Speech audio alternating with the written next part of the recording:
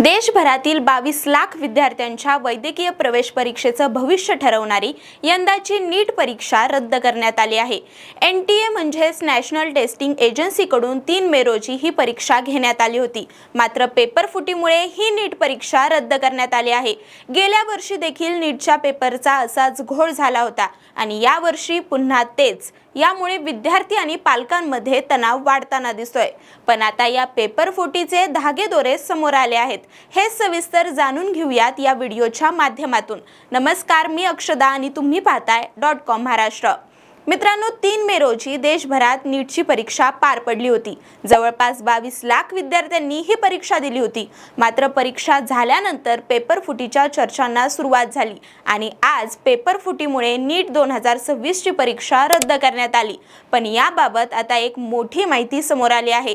तपासात समोर आलेल्या माहितीनुसार नाशिकमध्ये सर्वप्रथम प्रश्नपत्रिका लीक झाली आणि त्यानंतर ती हरियाणामध्ये पोहोचवण्यात आली। हरियाणामध्ये त्या प्रश्नपत्रिकेचे तब्बल 10 सेट तयार करण्यात आल्याची माहिती समोर आली आहे।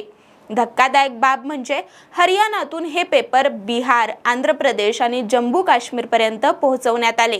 ही माहिती देखील या तपासात उघड झाली आहे।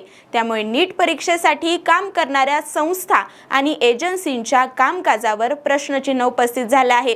दरम्यान नीट पेपर फुटीच्या प्रकरणाचा तपास आता देशातील सर्वात सक्षम तपास यंत्रणा असलेल्या CBI कडे देण्यात आला आहे।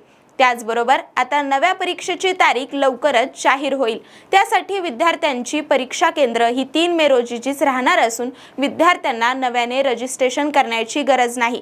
विद्यार्थ्यांकडून नव्या परीक्षेसाठी शुल्क देखील घेतलं जाणार नाही। मात्र नव्या परीक्षेसाठी नवे ओळखपत्र दिले जाणार आहे। विद्यार्थी आणि पालकांनी फक्त NTAच्या सूचनांवर लक्ष ठेवावे असे आवाहन केंद्रांकडून करण्यात आले आहे। मात्र देशभरात 3 मे रोजी झालेली नीटची परीक्षा रद्द झाल्यानंतर विद्यार्थ्यांमध्ये मोठी चिंता आणि संभ्रमाचं वातावरण निर्माण झालं आहे। या परीक्षेसाठी विद्यार्थ्यांनी वर्षभर कठोर मेहनत घेत तयारी केली होती। परीक्षा पार पडल्यावर अनेक विद्यार्थी आपल्या गावी परतले आहेत, तर काही जण पालकांसोबत विदेशी दौऱ्यावरही गेले आहेत। मात्र परीक्षा रद्द झाल्याच्या निर्णयानंतर आता पुढे काय होणार, पुन्हा परीक्षा कधी होणार याबाबत विद्यार्थ्यांसमोर मोठा प्रश्न निर्माण झाला आहे।